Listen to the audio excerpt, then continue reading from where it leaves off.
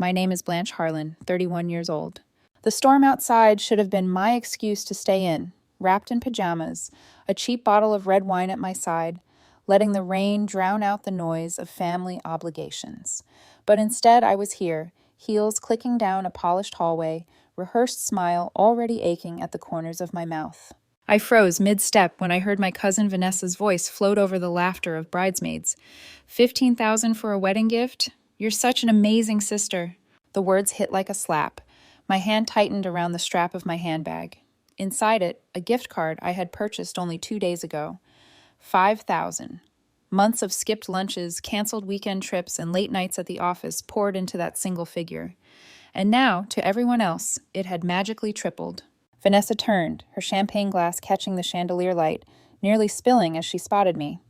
Her eyes widened. Oh, was it supposed to be a surprise? Her tone was playful, but the knot forming in my stomach told me this wasn't an innocent slip. I forced my lips into a smile that felt like stretching wax. Don't worry about it, I managed, though my voice sounded hollow in my own ears. Relief softened her expression. She touched my arm. Still, what a generous gift. Maya is so lucky to have you. Maya, my perfect younger sister, the bride glowing at the center of all this attention. The corridor swayed beneath me as I excused myself, heels sinking into plush carpet until I pushed through the heavy bathroom door. Locking myself in the farthest stall, I pulled out my phone with trembling fingers. My bank app opened like a cruel mirror. Balance lower than it should be. Confirmation email displaying the bold black numbers. $5,000, not $15,000. I pressed my forehead to the cool metal. Breathe. In. Out. 3 times. But memories flooded anyway. The check I wrote for Maya's semester abroad, money I never saw again. The roof repair that the family handled, except the bill, had come directly to me. Dad's medical bills, which somehow bypassed both parents and landed in my lap. Each time I'd told myself I was helping. Each time I'd swallowed the lack of acknowledgement. Each time they'd found a way to make it seem expected. In the mirror above the sink, my reflection stared back. Blanche Harlan, polished PR specialist, flawless makeup, burgundy dress, perfectly pressed. But there was something new in my eyes. Not the tired compliance they were used to, but a simmering, dangerous clarity. I reapplied my lipstick with a steady hand even as fury trembled just beneath my skin. The rehearsal dinner buzzed with chatter and clinking silverware when I reemerged. My mother and Maya sat together at the head table, their laughter fading the instant they noticed me. Their smiles were too polished, too bright. Guilt flickered across Maya's face before she drowned it with another laugh at something Dad muttered. Before I could even sit, the wedding planner appeared at my elbow, clipboard in hand, smile like a weapon. Your mother mentioned you'd like to announce your gift during tomorrow's reception? The air left my lungs. So this wasn't just gossip, it was orchestrated. I turned slowly, a plan forming, even as my stomach churned. Actually, I have a better idea. Could I be added to the toast list before my mother speaks? The planner nodded briskly. Of course. Right after the father-daughter dance? Perfect. My voice surprised me, calm, decisive, carrying weight I hadn't felt in years. I sat down, the weight of the gift card in my purse heavy as lead. The smile on my mother's face faltered for the briefest moment when she saw me speaking with the planner, but she quickly masked it. She always did. Later that night, alone in my hotel room, I dropped my heels onto the beige carpet and collapsed onto the bed. My phone buzzed.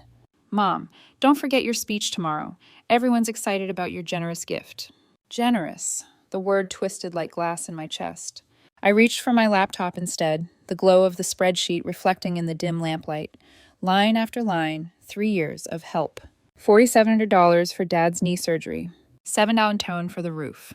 $11,340 for Maya's semester in Barcelona. $3,090 for her car repair. $5,450 for the parents' anniversary cruise. Total $47,380, nearly a year's salary after taxes. I scrolled through old emails from Maya. Thank you so much. I'll pay you back someday. You're a lifesaver. Words that never became actions. The phone rang. Kate, my best friend, the only one who knew pieces of this story. They told everyone I'm giving Maya $15,000, I blurted before she could even say hello. What? Her voice sharpened. That's triple what you planned. That's insane. I laughed, brittle and hollow.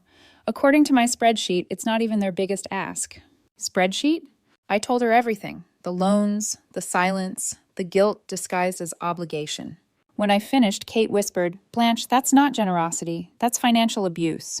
The words landed like thunder. I'd never labeled it before. Abuse. Silence stretched between us, broken only by the storm battering the window. "This ends now," Kate said finally, her voice firm. "It's not that simple." "It is," she countered. "You've let them make it complicated. Your mother orchestrates, Maya plays along, and your father, he just benefits.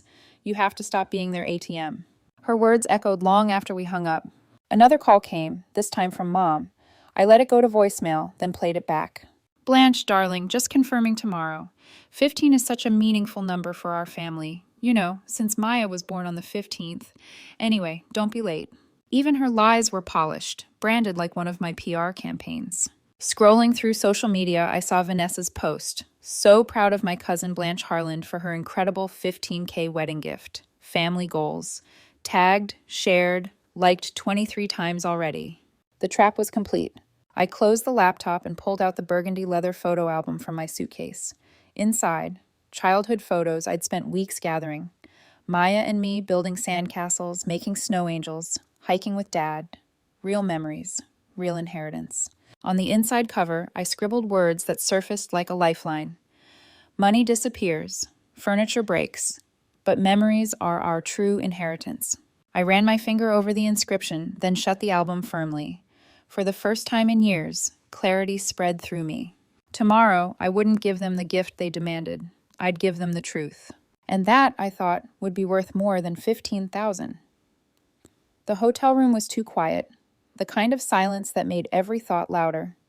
The rain had stopped, leaving the air heavy, as if even the storm had tired of listening to my family's demands. I sat cross-legged on the bed, laptop balanced in front of me, its glow cutting through the dimness. The spreadsheet was open again. I had started it years ago out of habit, part accountant, part archivist, part desperate attempt to make sense of the constant withdrawals from my life. Now it stared back like a confession I hadn't meant to write. $4,700. Dad's knee surgery. I could still hear the nurse saying insurance wouldn't cover the specialist. Dad had winced at the bill, but didn't protest when Mom turned to me. "Blanche can handle it. She makes good money." $7,200. The roof repair. Rainwater dripping through the kitchen ceiling. Mom's voice sharp over the phone. "We can't have people seeing our house like this. You don't want the neighbors to think we're struggling, do you?" $11,340. Maya's semester in Barcelona. She'd called me, voice trembling with excitement, terrified Mom and Dad would say no. I made it possible. She promised she'd pay me back someday. That word had become my least favorite in the English language. $3,890. The car repair. Maya again. Late at night, stranded on the side of the highway. Her voice small and frightened, and me rushing to transfer money. Gratitude flooding the text afterward, but no repayment. $5,150. The anniversary cruise. Mom had called it an investment in their marriage. I'd smiled politely as she waved goodbye from the driveway, luggage rolling behind her, pretending it didn't sting. One row after another, nearly $50,000 in 3 years. My savings should have been growing toward a future, my own home, a nest egg, something. Instead, they'd siphoned it away, drop by drop, until I was drowning in a sea of help. The phone buzzed against the nightstand, jolting me. Kate again. "Please tell me you're asleep," she said when I answered. "No," I whispered, "I can't." There was a pause. "Blanche, how much?" I hesitated, then told her. $47,380. The silence on her end was deafening. Then softly, "That's more than debt, that's control." "It's family," I said automatically. The words tasted sour. "No," she snapped. "Family doesn't drain you dry and call it love. Blanche, this is abuse. And they've dressed it up in lace and champagne flutes." Her voice trembled with anger on my behalf. "You've been carrying them for years while they act like they're the ones blessing you. You need to stop." I closed my eyes, pressing my hand to my forehead. If I back out now, I'll look like the villain. Only to people who don't matter. The certainty in her tone cracked something inside me. For years, I had clung to the idea that keeping the peace was noble. But peace bought with silence was just another cage. After we hung up, I stared at the spreadsheet again. My fingers itched for something more permanent, so I printed it from the hotel's tiny business center. The pages felt heavier than paper, every line a scar I had ignored. Back upstairs, I found myself scrolling through my email drafts folder, a place I rarely visited. One subject line caught my eye: legacy/house escrow documents. It was months old, forwarded from Mom's account to mine by accident. I clicked it, but the attached file was locked behind a password. My chest tightened. Why would Mom have an escrow file labeled Legacy House? Why had she never mentioned it? Grandma's voice echoed from years ago. Your home is your truth, Blanche. Don't ever let someone sell that away. The memory unsettled me. Grandma had always been the one person who saw me clearly. She'd died when I was in college, but I remembered the way she'd squeeze my hand and whisper wisdom-like secrets. Could this file have something to do with her estate? The thought lodged itself in my mind like a thorn. The phone rang again, this time Mom. I let it go to voicemail. Blanche, darling, everyone's so excited about tomorrow. 15 is such a meaningful number for us, since Maya was born on the 15th. Don't disappoint. Her tone was sugary, but I could hear the iron underneath. Perception is reality, she used to say. And I had built a career in PR repeating the same mantra, but now it felt like a knife turned against me. I shut the voicemail off and reached for the burgundy photo album again. Turning the pages, I saw us as children. Maya clinging to me at the lake, Dad smiling wide before years of retreat dulled his edges. Mom younger, softer, before perfection became her religion. Honesty is the only gift that never breaks. Grandma's words again, steady as bedrock. I wrote a draft of my speech on hotel stationery, the words scratching across the page. Not bitter, not petty, just honest. But each time I read it aloud, my throat caught. I redrafted, crossed out, tried again. Finally, exhaustion dragged me into restless sleep, the papers scattered on the nightstand, the photo album at my side. Morning light seeped through the curtains. The rehearsal breakfast blurred around me, compliments and knowing smiles pressing against my skin like too tight fabric. Everyone thought they knew who I was, the reliable daughter, the generous sister, the one who never said no. But in the quiet of that hotel room, staring at the spreadsheet and the locked file, I'd felt something new take root. Tomorrow, they would hear my truth, whether they liked it or not. The morning of the wedding arrived wrapped in the smell of hairspray and the shrill buzz of blow dryers. I sat in the salon chair, the stylist tugging at my hair until my scalp stung, my reflection framed by towers of makeup palettes and curling irons. Around me, bridesmaids giggled, their voices bubbling with champagne and gossip. Blanche, I just have to say, your gift is the talk of the weekend, one of them chirped, balancing a mimosa on her knee. 15,000. Wow. You set the bar for the rest of us. I smiled, because what else could I do? My hands stayed folded tightly in my lap, nails digging crescents into my palms. Family is important, I murmured, the phrase automatic, brittle. Across the room, Mom held court like a queen on Coronation Day, gesturing animatedly as she told some story about arranging the floral arches. Her voice carried, intentionally, over the laughter and the hair dryers. My Blanche always comes through for family, always. Her eyes met mine in the mirror, a flicker of triumph. She'd set the stage, and I was expected to play my part. The stylist twisted my hair too tight, my eyes watering. I couldn't tell if it was from the pain or the weight of those words. A tap on my shoulder. The wedding planner slipped me a folded note, her expression neutral, almost apologetic.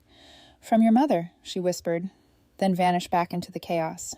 My fingers trembled as I opened it. Your announcement right after the father-daughter dance. Perfect timing for maximum impact. My stomach lurched. It wasn't just manipulation anymore, it was choreography, my role reduced to spectacle. I crumpled the note into my fist. Something cracked inside me. Not my resolve, my silence.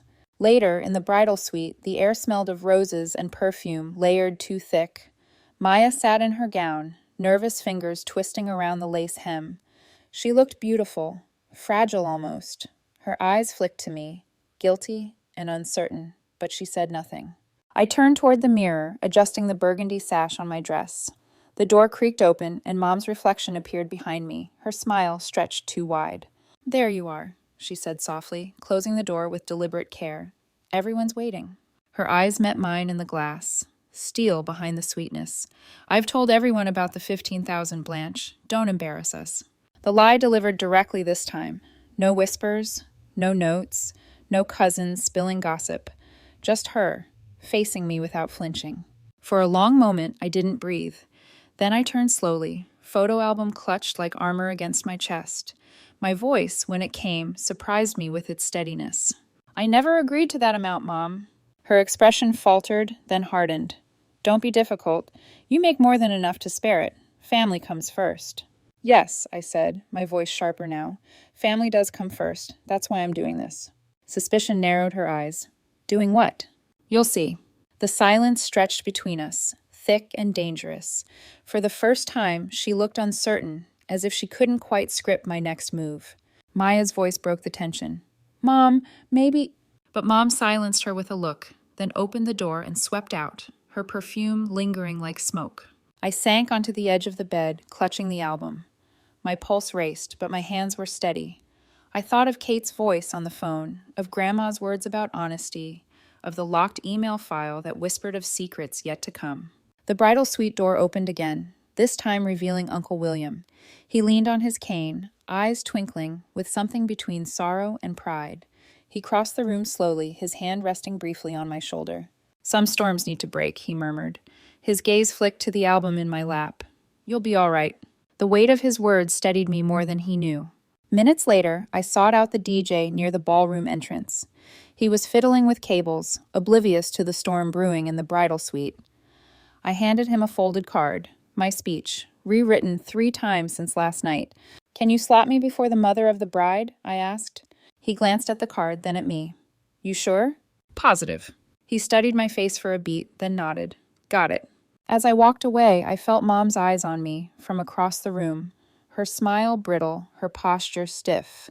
She knew something was shifting, though she couldn't yet see the shape of it. For years, I had been predictable, the daughter who paid without protest, who smiled on cue, who never broke character. But today my script was changing, and she wasn't ready for that. The ballroom glittered with chandeliers and polished silverware, a stage set for perfection. Laughter rippled through the air as waiters weaved between tables, refilling champagne flutes. At the head table, Maya leaned into David's arm, her smile radiant beneath the sequins of her gown. My mother adjusted her necklace, eyes scanning the room like a general surveying troops. The father-daughter dance ended in a swell of applause. Mom rose from her seat, ready to seize the microphone and complete the performance she'd choreographed for weeks. But before she could take a step, the DJ's voice cut in, steady and clear. And now, before we hear from the mother of the bride, Blanche Harland would like to say a few words. A ripple of surprise moved through the crowd. Mom froze, her champagne glass tilting dangerously. I stood, the legs of my chair scraping against the parquet floor. My heart pounded, but my hands remained still, no longer trembling. As I walked toward the microphone, whispers followed me like a current. Isn't that the sister who gave 15,000? She's so generous. What could she be saying? The spotlight was hotter than I expected. My mother's smile had hardened into something brittle, eyes narrowed, calculating.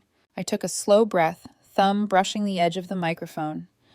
I've thought a lot about what to give my sister today. Mom leaned forward, already rehearsing her follow-up. I could almost hear her inner script. My daughter, so generous, so selfless. But money, I continued, voice gaining strength, can be spent. Furniture can break. What lasts, what truly matters, are the moments we share and the honesty we live by. A murmur moved through the crowd. Maya's smile faltered, her fingers tightening around David's sleeve. I reached under the table and lifted the burgundy album. Its leather cover glistened beneath the chandelier light. This, I said, holding it up, is my gift. A history of who we are before numbers and obligations became the measure of family.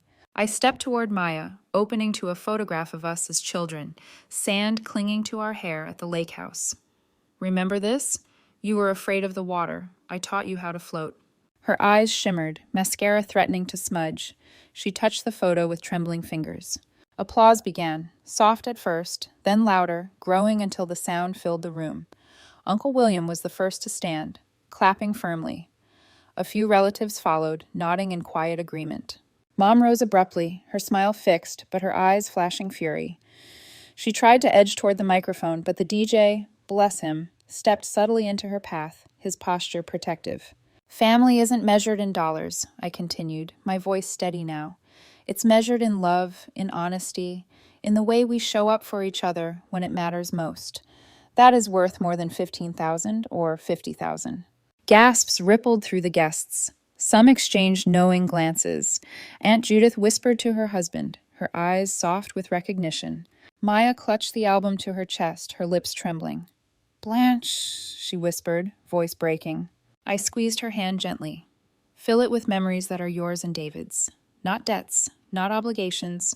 Truth." The photographer's flash captured the moment. Maya's tear-streaked face, my steady posture, the frozen fury etched into Mom's expression behind us. Applause swelled again, drowning out her attempts to interject. For the first time, the narrative slipped from her control. Afterward, as the music resumed and conversations buzzed, I felt a hand on my arm. Mom's nails dug into my skin, her smile fixed for any watching guests. "You've humiliated us," she hissed, voice low and venomous. "That album, that speech, what were you thinking?" I turned, meeting her eyes without flinching. I was thinking about honesty. Dad appeared at her shoulder, his jaw clenched, his eyes darting anywhere but mine. "Your sister deserved better, Blanche," he muttered. But before I could answer, Maya approached, clutching the album. Her gown swished softly against the polished floor. Her makeup was ruined, but her eyes were raw, searching. "Why did you have to make a scene?" she whispered, torn between hurt and recognition. "Because you were expecting a gift I never promised," I said quietly. "A gift our mother invented for me." Her face paled. She opened the album again, flipping through photos of childhood birthdays and school projects. For the first time, shame flickered across her expression. Guests nearby had begun to notice. Aunt Judith leaned closer, voice carrying just enough. About time someone said it. Uncle William joined us, his weathered face stern. "This has gone on too long," he said, his voice low but firm. Mom's mask cracked. "This is private family business," she snapped. "No," I said, my voice calm but sharp. "It stopped being private when you announced lies to a ballroom full of people." The wedding planner, clipboard clutched to her chest, stepped forward hesitantly. "Mrs. Harland, you gave me the figure. You told me 15,000 and asked me to highlight it during the parent speeches." Maya's breath hitched. She turned slowly toward Mom. "You... what?" The room's hum shifted, the weight of perception tilting. My mother stood rigid, eyes darting as though calculating an exit strategy. Finally, she hissed through clenched teeth. "Family helps family." "I agree," I said, "but not like this." The silence that followed was deafening. Then, without another word, Mom turned on her heel, her heels striking sharp against the marble floor as she stormed toward the exit. Dad trailed behind, as he always had, avoiding every eye in the room. The dance floor filled again, music resuming, chatter returning, but everything felt different now.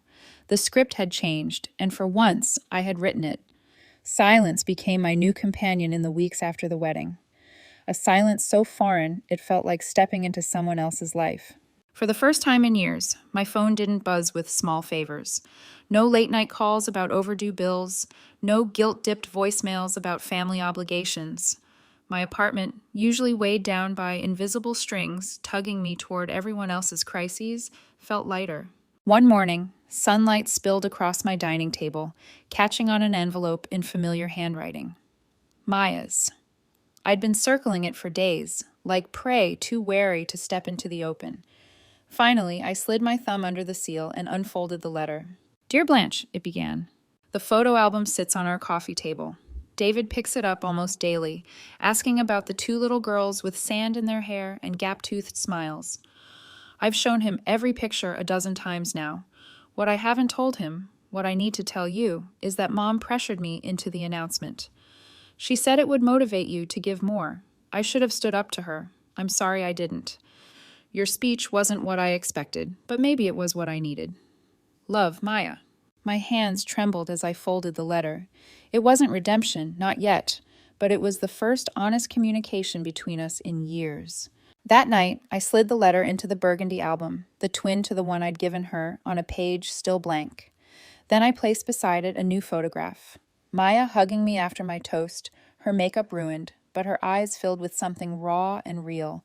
Not perfect, but true. Therapy came next, something Kate had nudged me toward. Dr. Marshall sat across from me in her softly lit office, pen tapping occasionally against her notepad. 47,000, I said on our first session, my voice flat. That's the number. That's what they've taken. And what have you given that number? She asked gently. I frowned. What do you mean? You didn't just give money, Blanche. You gave time, freedom, the belief that your needs could wait. That number is heavy not only in dollars, but in what you surrendered. Her words dug deep, deeper than I expected. By the third session, I was telling her things I hadn't admitted to myself, how I used generosity as armor, how silence had become my way of keeping the peace, how every sacrifice was a bid for love I thought I had to earn. One evening after therapy, Dad called. For years, our conversations had been brief, perfunctory, usually ending with Mom steering the ship.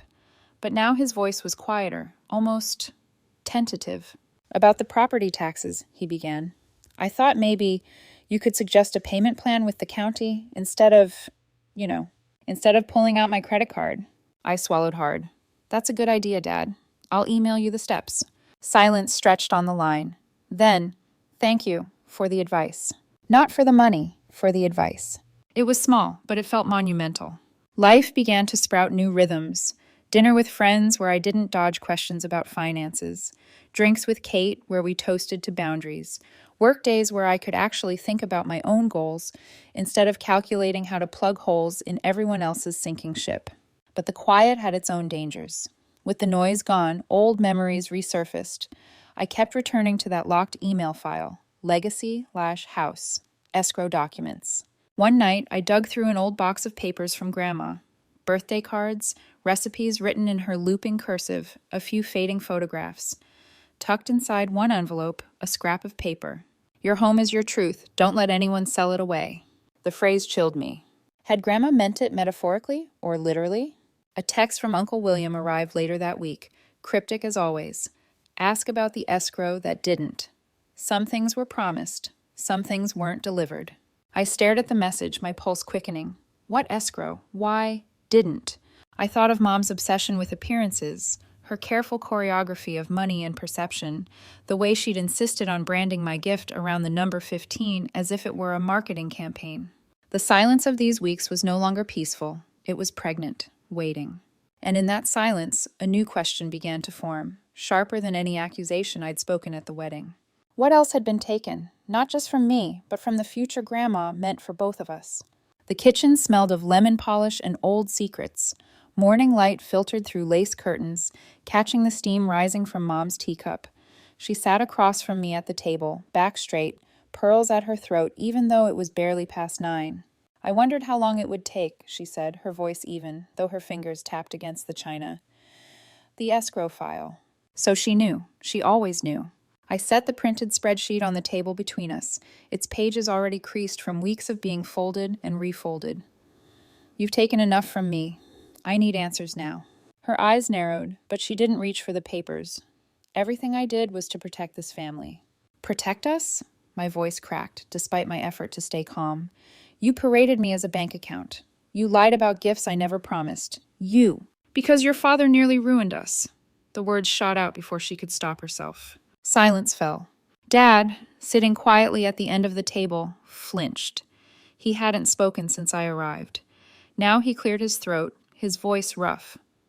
It was a business deal. A friend needed a cosigner. I thought it was safe. Mom's laugh was brittle. Safe? It was a disaster. The debt collectors were ready to put liens on the house. On Grandma's house. I blinked. Grandma's house? The escrow? Mom nodded stiffly, lips pressed thin. She left money aside for you and Maya, for your first homes, so you wouldn't struggle like we did. I used it to pay his mistake. If people had found out, we would have lost everything. Reputation, stability, respect. Her hands trembled as she lifted the teacup. So yes, I leaned on you. You were strong, successful. You could bear it. Better you than everyone knowing your father failed us. The words stung deeper than I expected. They weren't excuses, they were confessions soaked in fear. You should have told me, I whispered. You think I wanted you to look at your father differently? Her voice broke for the first time. He made one mistake, and I cleaned it up. I wasn't going to let it define us. Dad's gaze dropped to his hands, thick fingers knotting together. She's right. I was a coward. I let her carry it, then I let her push it onto you. I'm sorry, Blanche. The kitchen seemed smaller, the walls pressing in.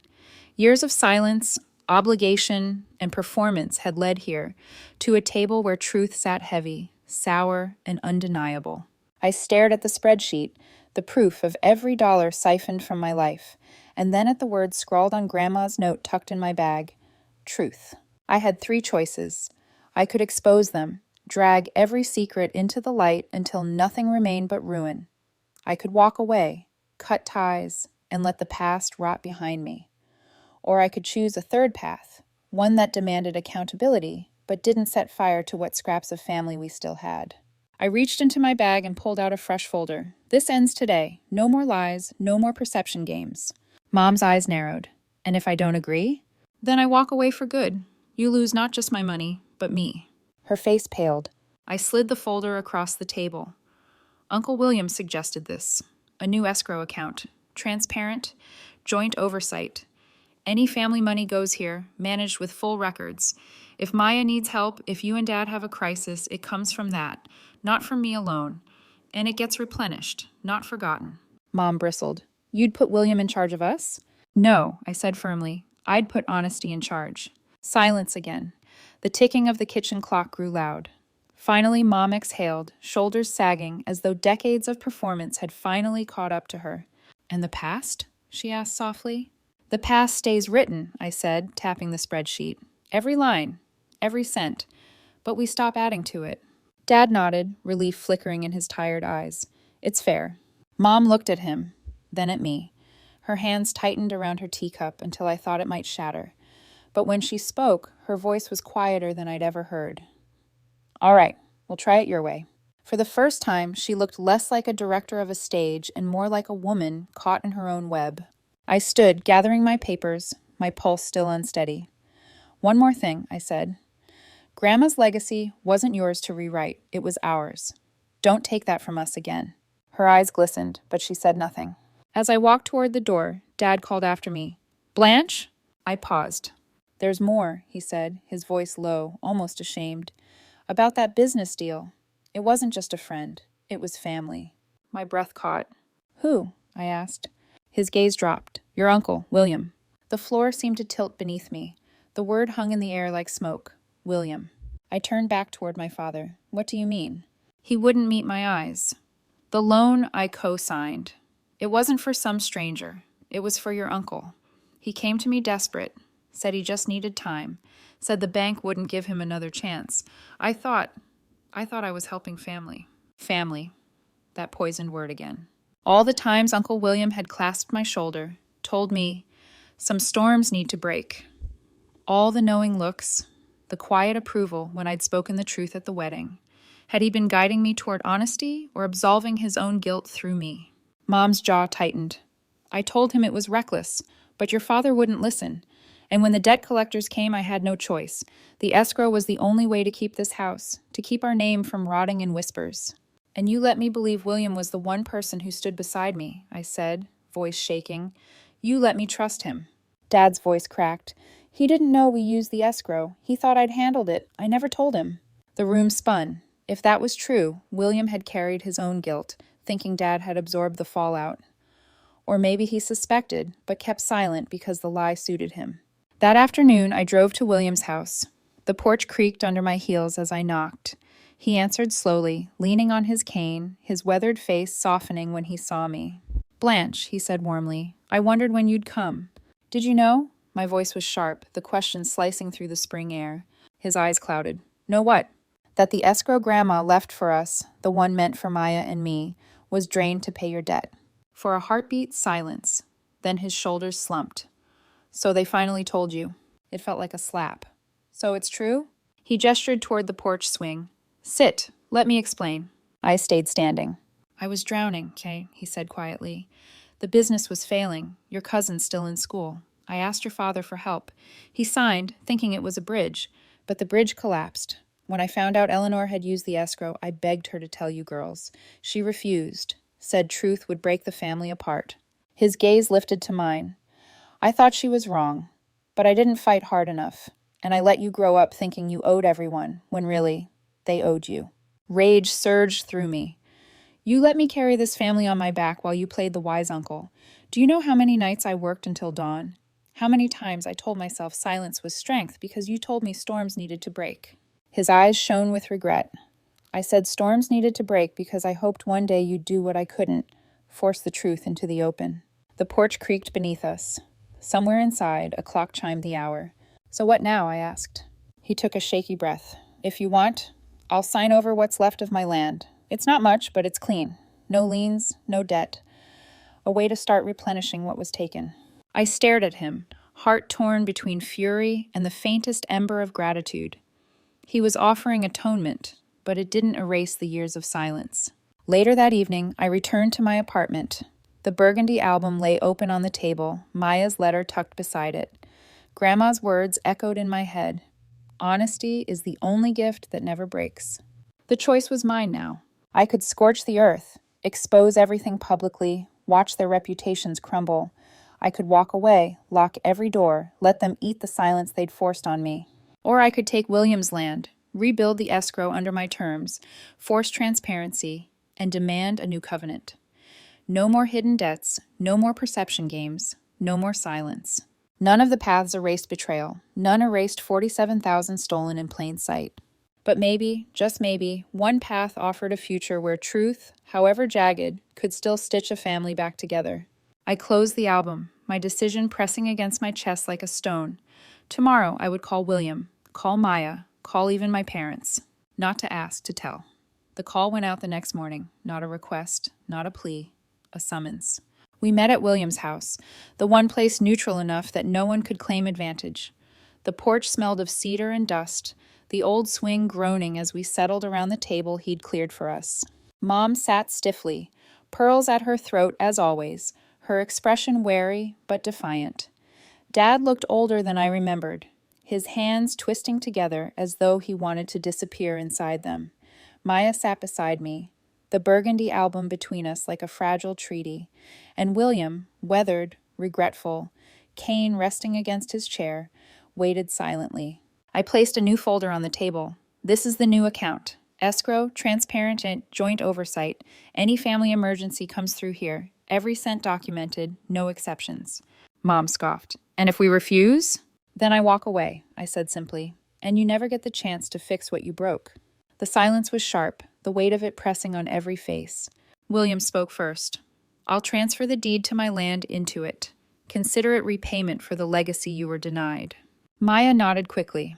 I'll contribute too, a portion of my paycheck every month, not because I owe you, Blanche, but because I finally understand what shared responsibility means.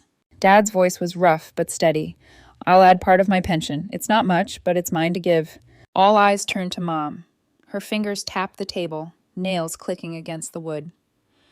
This isn't how families work, she said, her voice sharp. No, I said softly. This isn't how our family will work anymore. For a long moment, she held my gaze. Then, slowly, she exhaled, as if decades of performance were slipping through her lungs. Fine, but don't expect me to like it. I don't need you to like it, I replied. I need you to honor it. That evening, back in my apartment, I opened my own copy of the album. I slid a new photograph inside. The 5 of us, seated stiffly around William's table, papers spread before us. No smiles, no polish, just a moment of raw negotiation. It wasn't beautiful, but it was real. Weeks turned into months. The system held. When Maya's car needed work, she drew from the escrow, then replaced the money the following month. When Dad's medical copay surfaced, it was covered, recorded, no guilt attached. Even Mom, begrudgingly, deposited her share after selling a set of jewelry she once claimed she'd never part with. The balance grew slowly but steadily. One night, Maya called me just to talk. No hidden agenda, no ask at the end of her laughter. The sound was lighter, freer. It startled me how much that alone felt like healing. Therapy continued too. Dr. Marshall smiled when I told her about the escrow. You shifted the system, she said. Not just for yourself, but for them. That's rare. But she also warned me, transparency doesn't erase scars. Some wounds leave shadows. Be ready for that. She was right. The scars remained. I still felt my body tense when Mom called, half expecting manipulation. I still hesitated when Maya asked for coffee, waiting for the inevitable ask that never came. And William, though generous now, still carried the shadow of betrayal in my eyes. Trust was not rebuilt overnight. Yet something had shifted. Silence no longer felt like a cage. It felt like choice. On the anniversary of Grandma's passing, we gathered at the cemetery. The air was cool, the grass damp beneath our shoes. I placed the album at the base of her headstone, flipping it open to the inscription I had written months ago. The true wealth of family is measured in honesty, not dollars. Mom stood beside me, quiet for once. She traced the words with a trembling finger. "She would have been proud of you," she whispered. I didn't answer. Pride wasn't the point. Truth was. As the others drifted back to the cars, I lingered a moment longer. The sun broke through the clouds, warm on my face.